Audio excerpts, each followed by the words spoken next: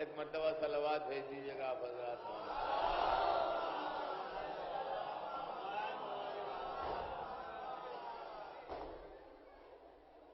اعوذ باللہ السمیع العلیم من الشیطان اللعین الرجیم. بسم اللہ الرحمن الرحیم. الحمد للہ رب العالمین والصلاة والسلام على سیدنا وشفیعنا ابی القاسم محمد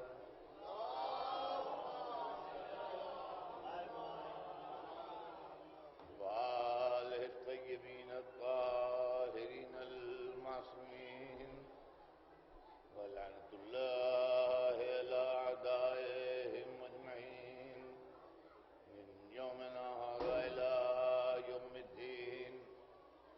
اما بعد فقد قال اللہ سبحانہ تبارک وتعالی فی کتابہ المبین وهو أصدق الصادقين. أطيعوا الله وأطيعوا الرسول وأولي الأمر منكم. صلوات بھیجتے ہیں محمد.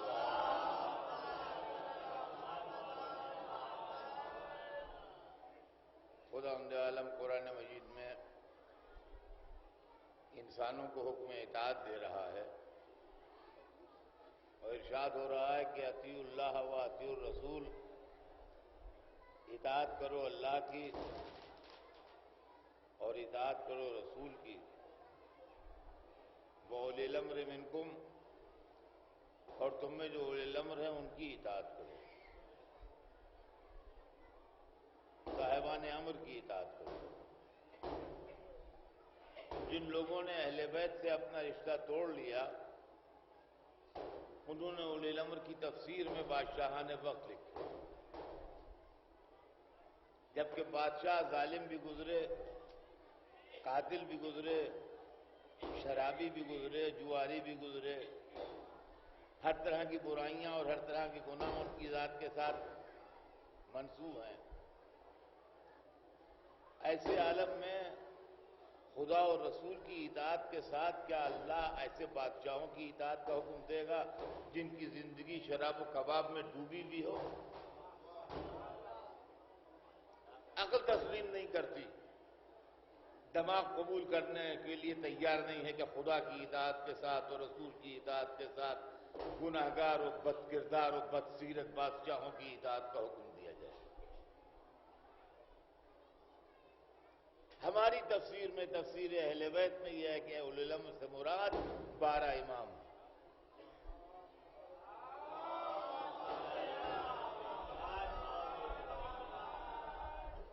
اور تفسیر میں ہے کہ جس وقت یہ آیہ مبارکہ نازل ہوئی اس وقت جناب جابر ابن عبداللہ انصاری کھڑے ہوئے اور انہوں نے کھڑے ہو کے رسول اللہ سے کہا کہ یا رسول اللہ خدا تو سمجھ میں آ گیا اور رسول بھی سمجھ میں آ گیا، لیکن اولی الامر کون ہے جن کی اطاعت کا حکم دیا جا رہا ہے؟ تو اس وقت رسول اللہ نے بہت تفصیل سے ایک حدیث ارشاد فرمائی کہ ہم خلفائی من بعدی، وہ میرے بعد میرے خلیفہ ہیں. اور اس کے بعد انہوں نے 12 اماموں کے نام 12 اماموں کے نام بتائے. کہا کہ اول ان کے علی ابن ابی طالب ہیں، دوسرے ان کے حسن ابن علی ہیں، تیسرے ان کے حسین ابن علی ہیں، چوتھے ان کے علی ابن الحسین ہیں، پانچویں ان کے محمد ابن علی ہیں اور چھٹے ان کے جعفر ابن محمد ہیں. یہاں تک پہنچے رسول اللہ کے چھٹے ان کے جعفر ابن محمد ہیں. اور اس کے بعد رکے اور فرمایا کہ یہ جابر تم اتنی زندگی پاؤ گے کہ میرے اس فرزند کو دیکھو گے، اور جب میرے اس فرزند کو دیکھنا تو اس کی چال میری چال جیسی ہوگی، اس کی گفتگو میری گفتگو جیسی ہوگی، اس کی صورت میری صورت جیسی ہوگی، اس کا انداز میرا انداز جیسا ہوگا. اے جابر جب تم ان سے ملنا تو میرا سلام کہہ دینا. تاریخ بتاتی ہے کہ جابر ضعیف بھی ہو گئے تھے اور ظاہر ہے کہ چھٹے امام کی زندگی تک زندہ رہے تو ضعیف تو ہو ہی جائیں گے. اور مسجد میں زیادہ تر وقت گزرتا تھا ان کا، مسجد میں بیٹھے رہتے تھے اور جیسے کسی کے انتظار میں ہوں. اور ایک دن امام سے ملاقات ہو گئی، صورت دیکھ کے سر رسول اللہ کی صورت یاد آئی. کہا صاحبزادے ذرا قریب آئیے. رفتار دیکھی، رسول اللہ کی رفتار یاد آئی. کہا آپ کا نام کیا ہے؟ کہا میرا نام محمد ہے. نام سے نام ملا، امام محمد باقر علیہ السلام کا واقعہ ہے یہ.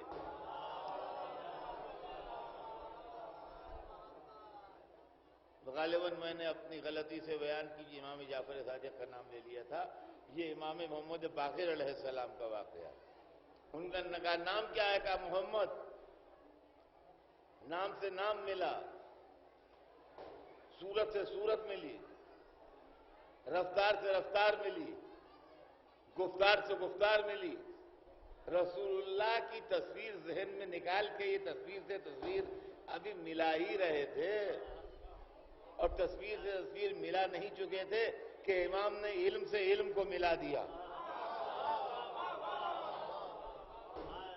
کہا جابر وہ امانت سپرد کیوں نہیں کر دیتے جو میرے جب تمہارے سپرد کر کے گئے تھے؟ جابر ضعیفی کے عالم میں بھی تعظیم کے لیے اٹھ کے کھڑے ہو گئے. کہا بے شک آپ کے جد بزرگوار نے آپ کو سلام کہلوایا ہے. تو رسول اللہ یہاں تک پہنچے. کہا میرے پانچویں محمد ابن علی ہوں گے، اور چھٹے جعفر ابن محمد ہوں گے، اور ساتویں موسیٰ ابن جعفر ہوں گے، اور آٹھویں علی ابن موسیٰ ہوں گے، اور نویں محمد ابن علی ہوں گے، اور 10ویں علی ابن محمد ہوں گے، اور 11ویں حسن ابن علی ہوں گے. اور اس کے بعد کہا کہ جابر اگر قیامت کے آنے میں ایک دن بھی باقی رہ جائے گا تو اللہ میرے 12ویں قائم کو ظاہر کر کے رہے گا.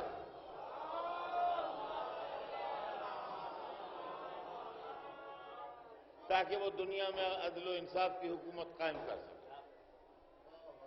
اس طریقے سے حضور نے ہمارے 12 اماموں کے نام میں ولدیت کے، میں ان کے باپوں کے ناموں کے ہم کو بتا دیے.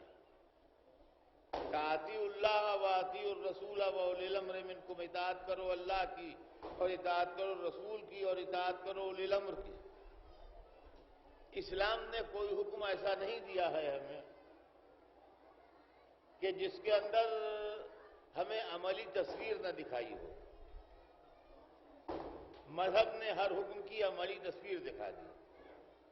اگر قرآن بھیجا، اگر دین بھیجا، اگر شریعت بھیجی تو خالی قرآن بھیج کے اللہ نے سلسلہ ختم نہیں کر دیا، بلکہ اللہ نے قرآن و شریعت کے چلتے پھرتے نمونے رسول اور اماموں کی شکل میں بھیج دیے،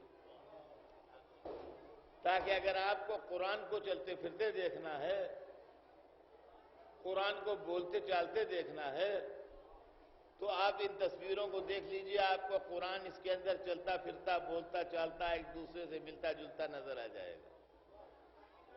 تو اگر قرآن بھیجا تو تصویر قرآن بھی بھیج دی، اور اگر شریعت بھیجی تو شریعت کے نمونے بھی بھیج دیے.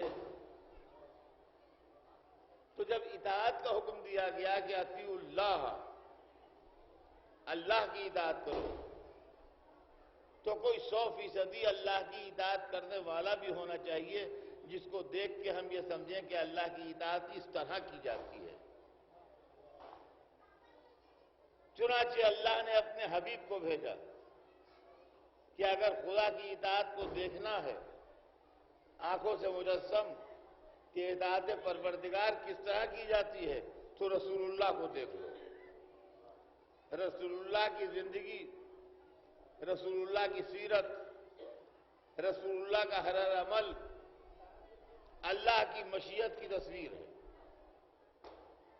کہ اطیعوا اللہ، اللہ کی اطاعت کرو۔ اب دوسری اطاعت اطیعوا الرسول، رسول کی اطاعت کرو۔ اگر رسول کی اطاعت کی تصویر دیکھنا ہے تو اللہ نے علی کو بھیج دیا، کہا یہ اطاعت رسول کی تصویر ہے۔ رسول کی زندگی کیا تھی، رسول کی اطاعت کس طرح کی جائے، رسول کیسے تھے، رسول کا اٹھنا بیٹھنا سونا جاگنا چلنا پھرنا بات کرنا ملنا جلنا اخلاق تہذیب تعلیم سب کچھ کیسی تھی، کہا علی کو دیکھ لو سمجھ میں آ جائے گا ایسے سے۔ تو اطاعت خدا کی تصویر سرور کائنات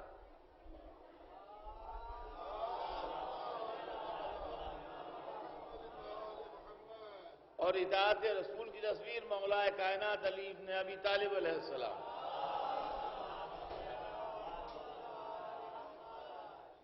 اب اطاعت امام کی تصویر ہمیں چاہیے، اطیعوا اللہ و اطیعوا الرسول و اولی الامر منکم۔ ایک تیسری تصویر چاہیے جو اولی الامر کی اطاعت کا چلتا پھرتا نمونہ ہو، کہ جو اولی الامر کی مرضی اور مشیت کے مطابق چلے وہ قرآن مجید میں اس لفظ کی تفسیر بن جائے۔ آپ یہ نہ کہیے گا کہ علی کی اطاعت کا نمونہ حسن، اس لیے کہ حسن خود اولی الامر ہے۔ دیکھیے اللہ کی اطاعت کا نمونہ رسول اس لیے بن گئے کہ رسول اللہ نہیں ہے، اللہ کی اطاعت کا نمونہ رسول اس لیے بنے کہ رسول خود اللہ نہیں ہے، لہذا اللہ کی اطاعت کا نمونہ بنے۔ علی رسول کی اطاعت کا نمونہ اس لیے بنے کہ علی رسول نہیں ہے، لہذا علی رسول کی اطاعت کا نمونہ بنے۔ اب امام کی اطاعت کا نمونہ بھی کوئی ہونا چاہیے، اولی الامر کی اطاعت کا نمونہ بھی کوئی ہونا چاہیے۔ تو عزیزان گرامی ساری دنیا میں اگر آپ ڈھونڈیں گے انسانوں کے اندر اور کرداروں کے اندر اور سیرت کے اندر تو آپ کو ایک ایسا نمونہ ملے گا جس سے بڑھ کے نمونہ نہ ملے، اور وہ ہے حضرت ابو الفضل العباس علیہ السلام کے۔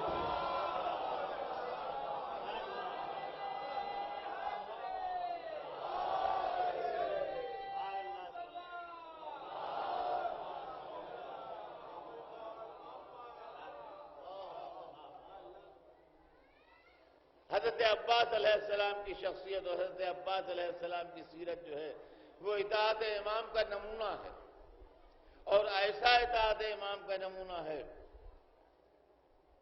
کہ امام کو عباس سے کہنے کی ضرورت نہیں ہے۔ کسی چیز کے دیکھیں یا حکم دیتا ہے آدمی یا منع کرتا ہے، اور حکم کے اوپر عمل کرنے اور منع کرنے سے رکنے ہی کا نام اطاعت ہے۔ حکم دیا ایسا کرو، ہم نے کیا، حکم دیا ایسا نہ کرو، ہم نے نہیں کیا، اسی کا نام اطاعت ہے، اسی کو اطاعت کہتے ہیں۔ لیکن عباس کی منزل اس سے بلند تھی، عباس کی منزل اس سے بلند تھی۔ نہ عباس کو ضرورت تھی کہ حکم دیا جائے کہ ایسا کرو، نہ عباس کو ضرورت تھی کہ منع کیا جائے کہ ایسا نہ کرو، بلکہ عباس اتنے مطیع امام تھے، اطاعت اس منزل پر پہنچ گئی تھی کہ عباس مشیت امام جانتے تھے کہ امام کی مشیت کیا ہے۔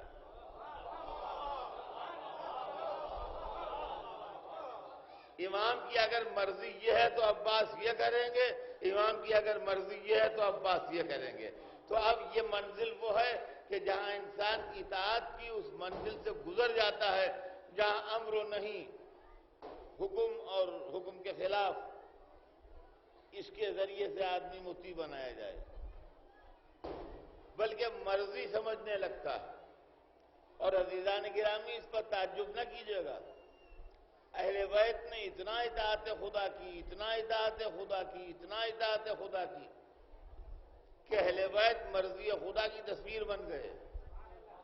اب قرآن میں آیت آ گئی وَمَا تَشَاءُونَ إِلَّا أَن يَشَاءَ اللَّهُ، آپ تو چاہتے ہی نہیں مگر وہی جو خدا چاہتا ہے۔ یہ آل محمد کی شان میں آیت اتری قرآن میں کہ اے آل محمد آپ تو چاہتے ہی نہیں مگر وہی جو اللہ چاہتا ہے۔ معلوم ہوا اللہ کو منع کرنے کی ضرورت نہیں ہے ان کو، اللہ کو حکم دینے کی ضرورت نہیں ہے ان کو، یہ وہی چاہیں گے جو اللہ چاہے گا، یہ اس چیز سے رکیں گے جو اللہ کو ناپسند ہے، یہ وہ کریں گے جو اللہ کو پسند ہے۔ تو آیت آ گئی ہے آپ تو چاہتے ہی نہیں مگر وہی جو اللہ چاہتا ہے۔ اسی آیت سے روشنی لے کے میں کہوں گا اپنے مولا عباس سے کہ اے مولا عباس آپ تو چاہتے ہی نہیں مگر وہی جو حسین چاہتے ہیں۔ صلوات بھیجتے ہیں محمد والے۔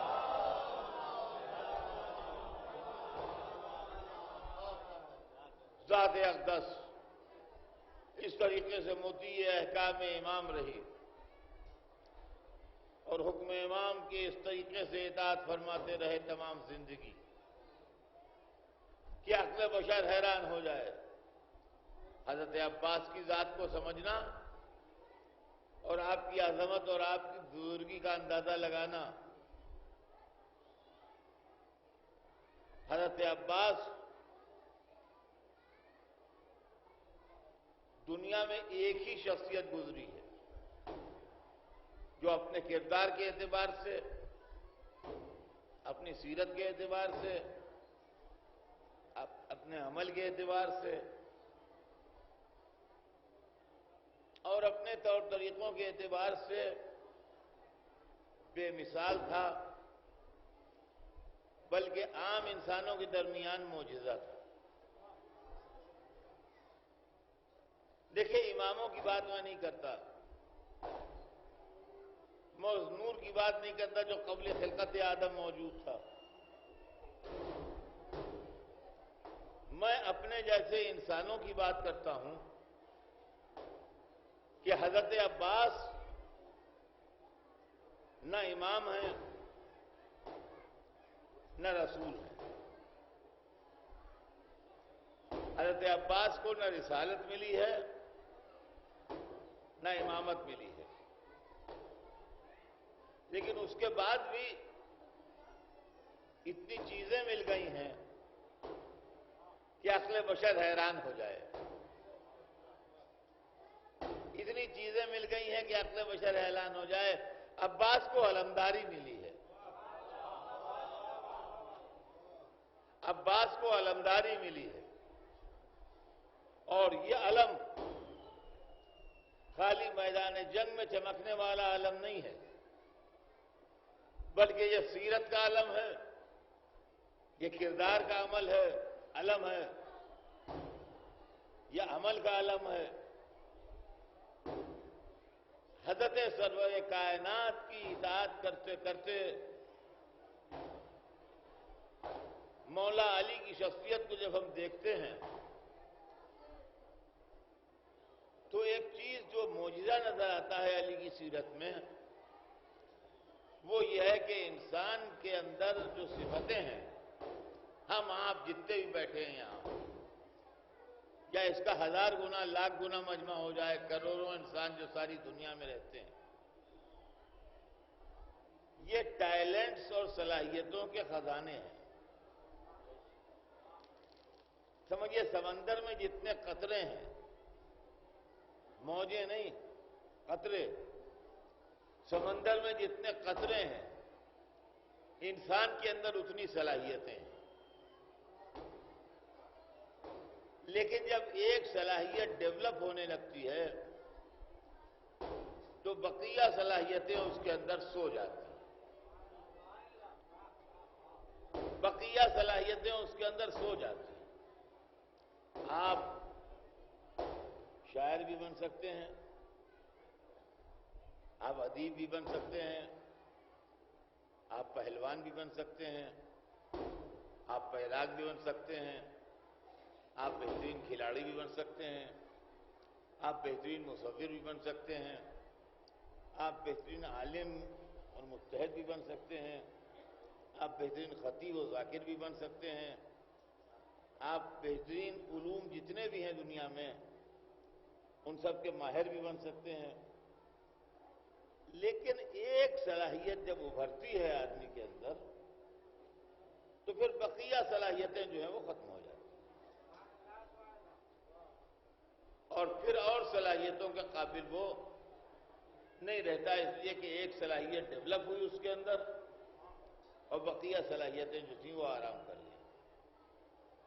اب اگر وہ بہترین مجتہد ہے تو اس سے مسائل تو پوچھ لیجئے، لیکن کھیل کے لیے اس سے نہ پوچھیے۔ ایک بہترین ڈاکٹر ہے، اس سے صحت کے لیے تو پوچھ لیجئے، مگر قانونی مشورہ اس سے نہ لیجئے۔ ایک بہترین انجینئر ہے، اس سے مکان یا پل بنانا ہو تو اس کے لیے تو آپ اس سے مشورہ کر لیجئے، لیکن کرکٹ کے میدان میں اس کو نہ لے جائیے، اس لیے کہ ایک صلاحیت جب ڈیولپ ہو جاتی ہے تو بقیہ صلاحیتیں ختم ہو جاتی ہیں۔ علی اس معجزے کا نام ہے جس کی ساری صلاحیتیں بیک وقت ابھریں۔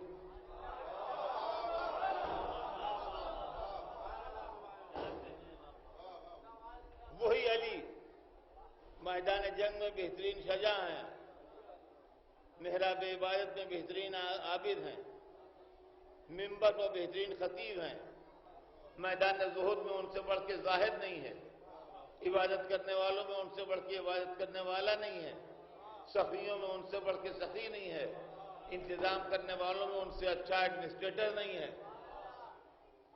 بہترین صلاحیتیں سب یکجا ہیں ذات علی میں، اور ہر صلاحیت اپنے کمال پر ہے۔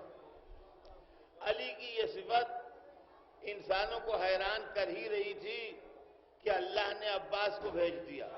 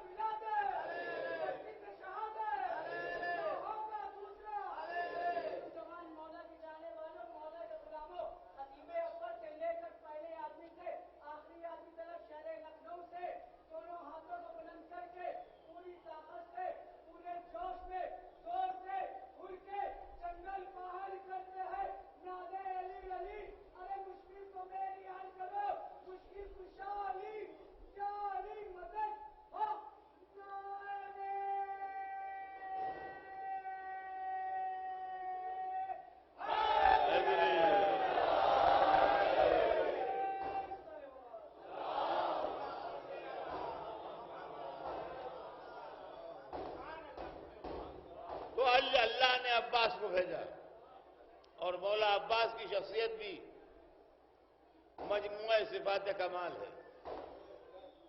صفات کمال ذات عباس میں اس طرح یکجا ہو گئی ہیں کہ ایک صفت ایک آدمی میں ہوتی ہے۔ عباس اتنے بڑے شجاع ہیں کہ پورا فوج لشکر یزید دب رہا ہے، تو جو اتنا شجاع ہو وہ مطیع نہیں ہوتا، وہ اپنی جلاتا ہے۔ اس کی طاقت اس کو اطاعت سے روکتی ہے۔ ہمارا مشورہ یہ ہے، ہمارا فیصلہ یہ ہے، جس سے پورا لشکر دب رہا ہو ایک طرف طاقت کا عالم یہ ہے کہ پورا لشکر یزید خوفزدہ ہے، دوسری طرف اطاعت کا عالم یہ ہے کہ پورے معاملے میں صرف حسین بول رہے ہیں، عباس کی آواز ہی نہیں آتی۔ ارے کہیں بیٹھ کے ادب سے بھائی کو کوئی مشورہ ہی دے دیجئے کہ مولا ایسا نہیں ایسا ہونا چاہیے۔ نہیں، اگر لڑائی ہونا ہے تو ہوگی، اور اگر آپ سلو کرنا ہے تو سلو ہوگی، اگر ایک رات کی مہلت مانگنا ہے تو ایک رات کی مہلت مانگی جائے گی، اگر نہر سے خیمے ہٹانا ہے تو ہٹائے جائیں گے۔ اطاعت کا یہ عالم ہے، طاقت کا یہ عالم کہ لشکر دب رہا ہے، اطاعت کا یہ عالم کہ جو امام کے منہ سے نکلا وہ ہو کے رہا۔ تو عباس بیک وقت شجاع بھی ہیں اور بے مثال شجاع، اور مطیع بھی ہیں، بے مثال مطیع۔ نہ اطاعت میں ان کے جواب ہے نہ شجاعت میں، اور جب خیموں کے اندر آتے ہیں تو حرم کے دل کی ڈھارس بھی ہیں، اور جب بچوں میں جاتے ہیں تو سقا بھی ہیں، اور جب لشکر میں بیٹھتے ہیں تو علمدار بھی ہیں، اور جب بھائی کے پاس جاتے ہیں تو وفادار بھی ہیں۔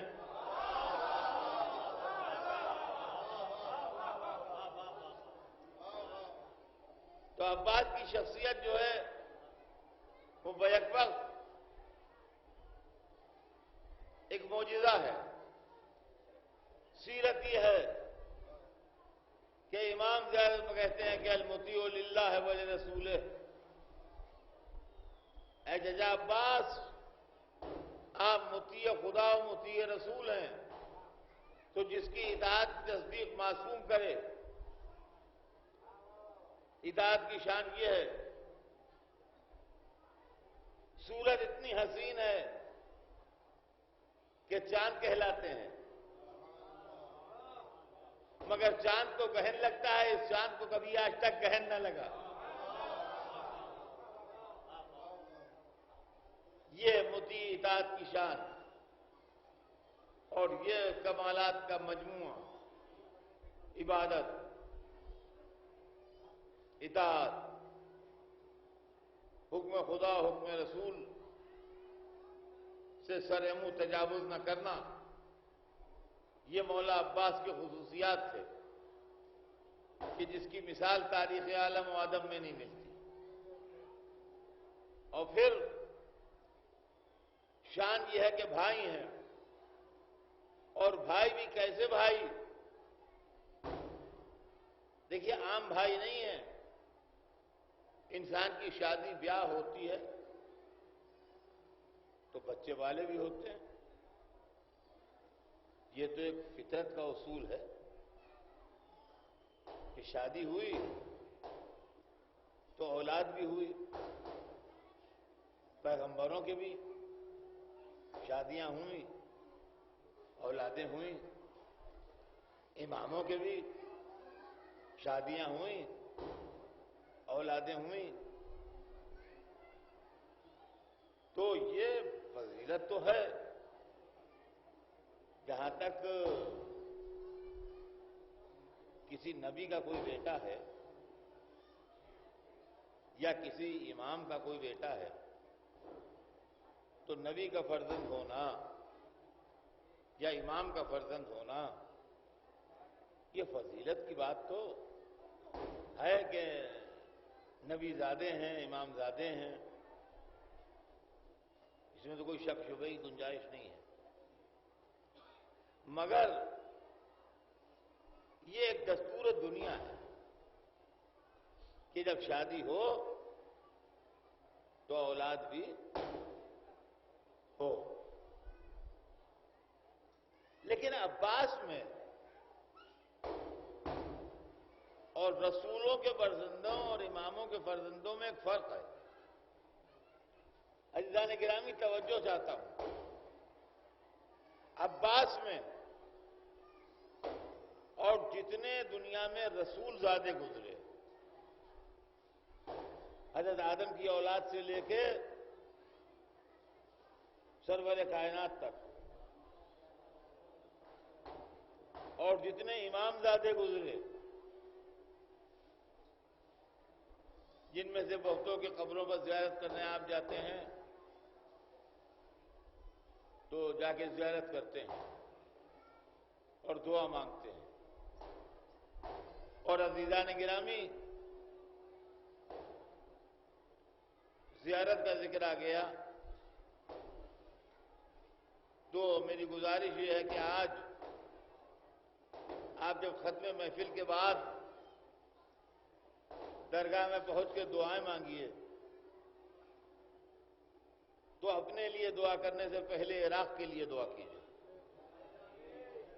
عراق اس وقت سخت مصیبت میں مبتلا ہے اور لاقانونیت اور دہریت اور وہابیت وہاں برسر پیکار ہے حق و صداقت سے۔ آج ہم ہندوستان میں رہتے ہیں، قانونی مجبوریاں ہیں، راستے کی دشواریاں ہیں۔ آج کے دنیا کے جو قانون ہیں ان سے ایک ملک کا آدمی دوسرے ملک میں جا کے مقابلہ نہیں کر سکتا ہے۔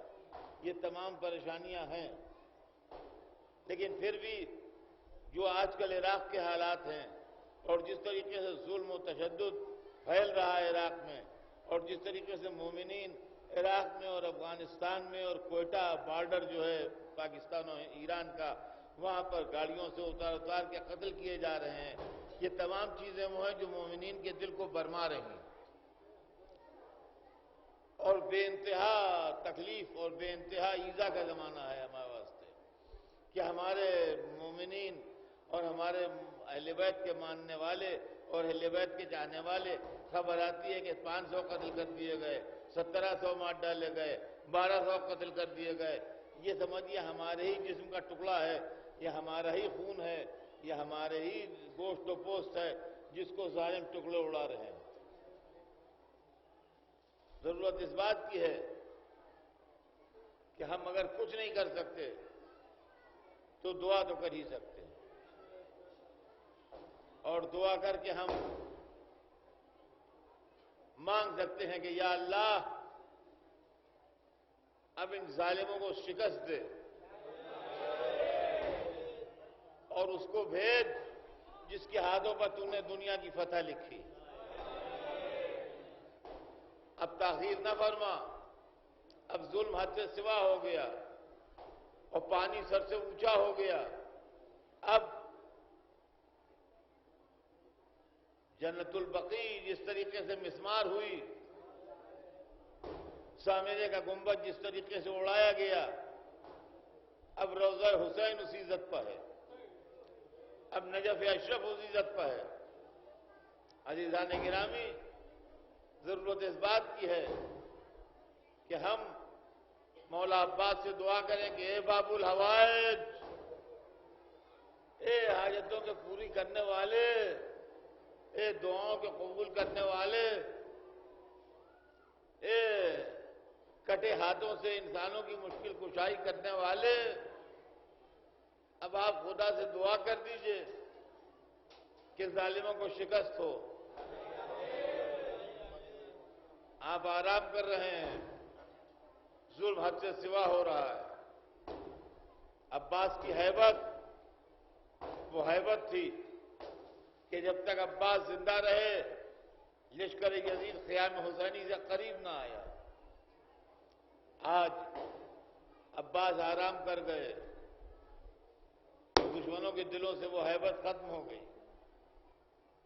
آج وارث عباس جو ذوالفقار کا بھی وارث ہے اور علم کا بھی وارث ہے، اب نہ ذوالفقار کے آنے میں تاخیر کا وعدہ ہے، نہ علم کے آنے میں تاخیر کا وعدہ ہے۔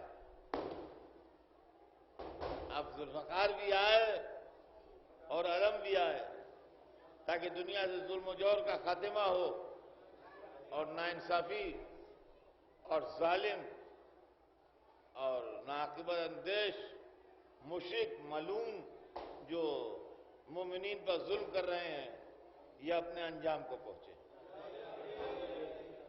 تو تو عزیزان گرامی بات آ گئی تھی زیارت کی،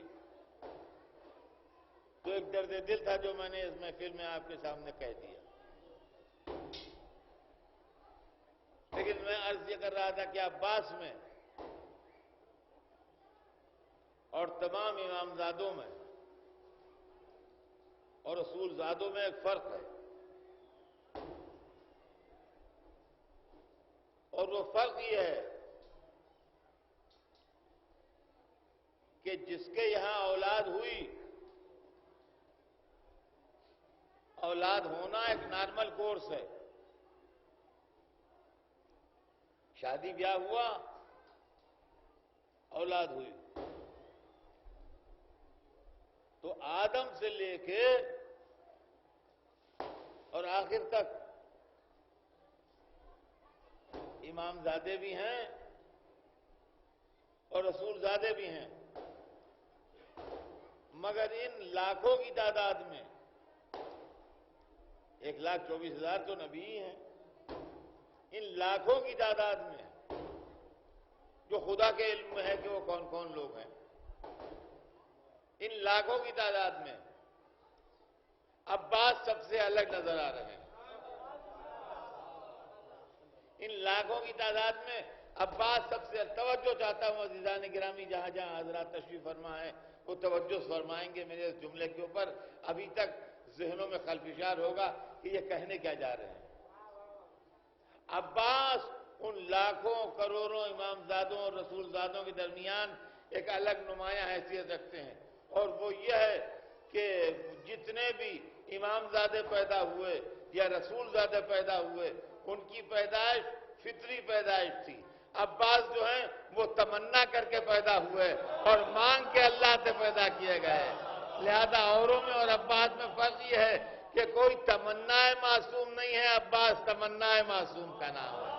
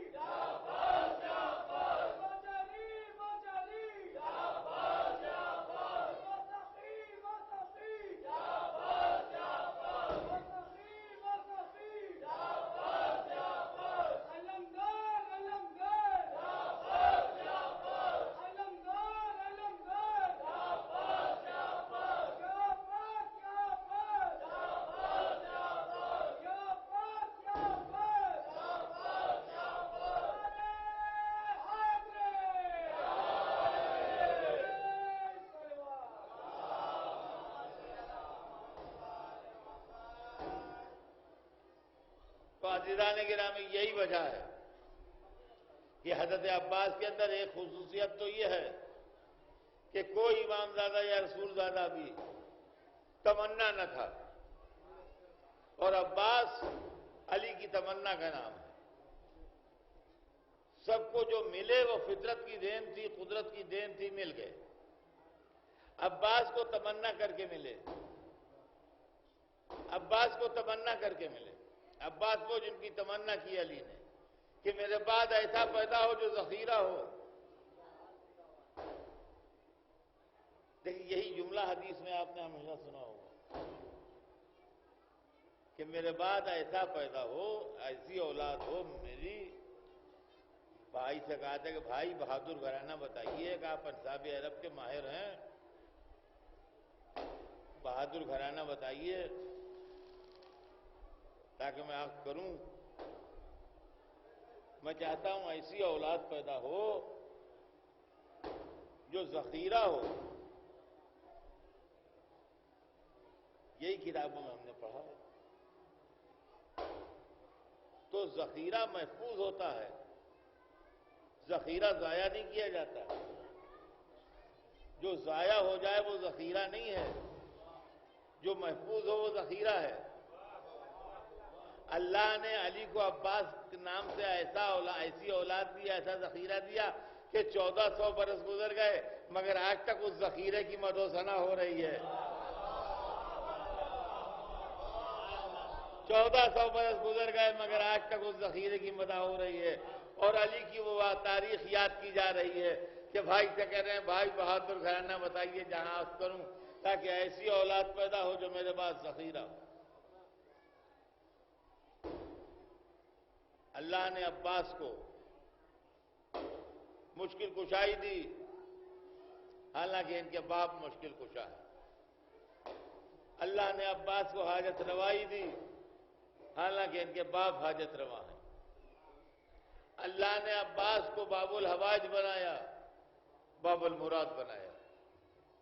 آتے ہیں عرب، خان کے زری کا طواف کرتے ہیں، اپنا دکھ درد کہتے ہیں، اور اللہ حرم حضرت عباس میں مانگنے والی دعاؤں کو قبول کرتا ہے، اس لیے کہ عباس کی تمنائیں گھٹ کے دل کی دلی میں رہ گئیں۔ 2 تمنائیں تھیں دل میں۔ عاشور کی رات ایک تمنا کا اظہار ہوا تھا، ایک تمنا کا اظہار عاشور کے دن ہوا تھا۔ عاشور کی رات جس تمنا کا اظہار ہوا تھا وہ تمنا یہ تھی کہ مولا سے اجازت دلا دو۔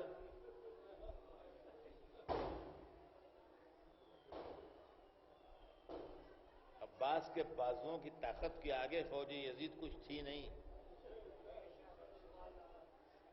کا اجازت دلا دو۔ پھر یہ لشکر میں نظر میں سما نہیں رہا ہے، اس کو کوفے کے دروازے سے لے جا کے نہ ٹکرایا تو کوئی کام ہی نہ کیا، مگر اجازت دلا دو۔ اس کا مطلب یہ ہے کہ مشیت، دیکھیں جو میں نے شروع میں کہا تھا وہ سنیے، اس کا ثبوت ملتا ہے۔ عباس مشیت حسین سمجھتے تھے۔ حسین نے کئی وقت کوئی کتاب میں نے نہیں پڑھا، نہ آپ نے سنا ہوگا پڑھا ہوگا کہ حسین نے پہلے کہا کہ عباس سب کو اجازت دوں گا تمہیں نہیں دوں گا۔ چلتے وقت کربلا پہنچتے وقت یا پہلی محرم کو یا دوسری محرم کو یا 7ویں محرم کو یا 8ویں محرم کو یا جب فہرست شہداء سنائی ہے اس وقت کہیں مولا نے کہا کہ یا عباس اجازت سب کو ملے گی، تم کو نہیں ملے گی لڑنے کی اجازت۔ لیکن حسین کے دل میں تو تھی ہوگی یہ بات، اگر دل میں نہیں تھی تو اجازت دے کیوں نہ دی؟ دل میں تو ہوگی یہ بات۔ تو عباس وہ ہیں جو حسین کی زبان کے محتاج نہیں ہیں، بلکہ حسین کی جو مشیت ہو وہ پہچانتے ہیں۔ عباس حسین کی مشیت پہچان رہے تھے، یہ مجھ کو اجازت نہیں دیں گے، لہذا زہیر سے کہہ رہے تھے زہیر اجازت دلوا دو، ورنہ اتنی بڑی لڑائی کے دن یہ کہنا کوئی تو کہہ کہ اجازت دلوا دو، ارے اجازت تو ہے ہی، جب مقابلہ ہوگا تو اجازت تو ہے، اس میں اجازت دلوا دو کیا سوال ہے؟ اس کا مطلب یہ ہے کہ عباس مشیت حسین دیکھ رہے تھے کہ مشیت میں یہ گزر رہا ہے کہ عباس کو اجازت نہ دی جائے۔ تو ایک تمنا تو شب عاشور تھی کہ اجازت مل جائے جو نہ ملی، اور دوسری تمنا یہ تھی کہ سکینہ کو پانی مل جائے۔ وہاں بھی مشیت پروردگار تھی، حالانکہ بات بچوں کے پانی پینے کی نہیں تھی۔ دیکھیں سمجھ لیجئے بات کو کہ شہادت تو آپ سنتے ہیں اور یہ محفل فضائل ہے، مجھے کوئی ایسی چیز پڑھنا بھی نہیں ہے کہ آنکھیں نم ہوں، لیکن ایک بات ہے اور وہ یہ ہے کہ یہ تو مشیت پروردگار تھی کہ وہ پانی بچوں تک نہ پہنچ سکا، لیکن بات پانی کے بچوں تک پہنچنے کی تھی ہی نہیں، بات دریا سے پانی نکال لینے کی تھی۔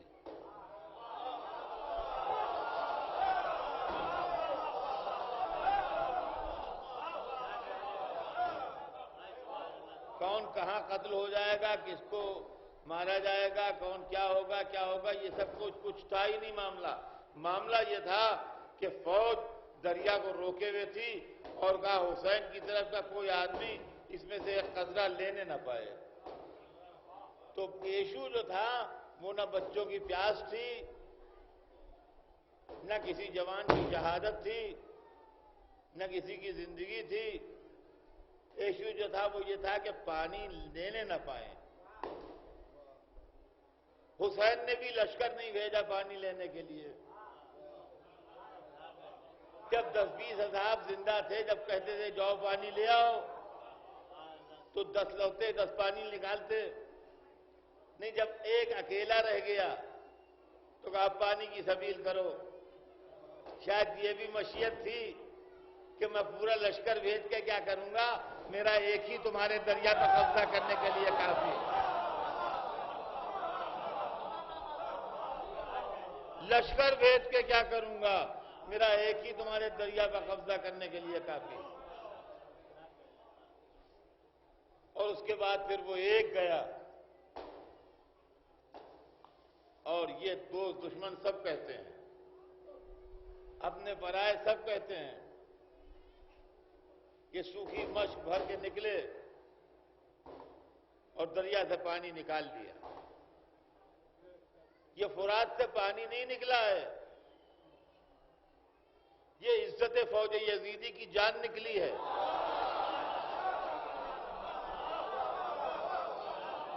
یہ عزت فوج یزیدی کی جان نکلی ہے، یہ مشکیزے میں پانی نہیں ہے، یہ فوج یزید کی عزت کو بھر کے لیے جا رہے ہیں۔ دیکھو اتنوں کے بعد ایک کو نہ روک سکے۔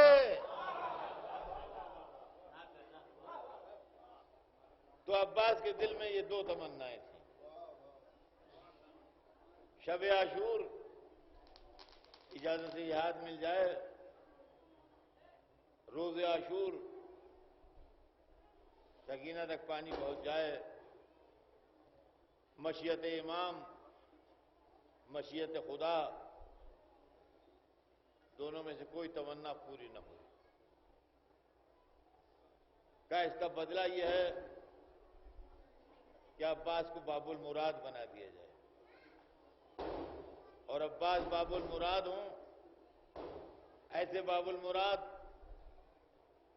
کہ جو مراد مانگے ان کے دروازے پہ آ کے وہ پوری ہو۔ چنانچہ تمنائی آتے ہیں، مرادیں لیے ہوئے لوگ آتے ہیں، حضرتیں اور آرزویں لیے ہوئے لوگ آتے ہیں، اور مولا عباس کے در پر ان کی تمنائیں پوری ہوتی ہیں، ان کی مرادیں پوری ہوتی ہیں۔ جب کسی کو پریشانی ہوئی، جب کوئی زحمت میں گھرا، چلو درگاہ چل کے دعا مانگیں گے۔ آج یہ ٹھکانہ دعا کرنے والوں کا مرکز بنا ہے۔ کیوں نہ ہو، ولادتی خوشی میں اس تاریخی عمارت کو اتنا سجایا گیا ہے، اور جتنا حسن و خوبصورتی میں اس کی اضافہ کیا گیا ہے، وہ انجمن قابل تعریف ہے جو یہ سب زحمتیں اٹھا کے مومنین کو یہاں دعوت دیتی ہے، اور مومنین شرکت فرماتے ہیں۔ ہم مولا عباس کے وسیلے سے دعا مانگتے ہیں کہ یا اللہ ہماری تمنائیں پوری کر، ہماری آرزویں پوری کر، دشمنوں کو شکست فاش ہو، عراق میں جو ظلم و جور ہو رہا ہے اس ظالم و جابر اپنے کیفر کردار تک پہنچیں، اور مومنین کو فتح فیروزی نصیب ہو، اور ساری دنیا میں ایسا امن و امان قائم ہو کہ شیعیان حیدر کرار بے جھجک اور بے خطرے زیارتوں کو جا سکیں، جنت البقیع بھی بن جائے، اور دیگر روزے جو ہیں ان کی حفاظت بھی ہوتی رہے، اور تمام مومنین و مومنات جو ہیں وہ سکون سے رہیں۔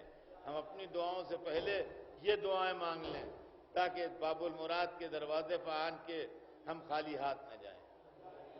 میں ان تمناؤں کے ساتھ میں دعا کرتا ہوں کہ حاضرین محفل میں جتنی خواتین ہیں اور جتنے مرد ہیں، سب کے دلی مقاصد مولا عباس کے طفیل میں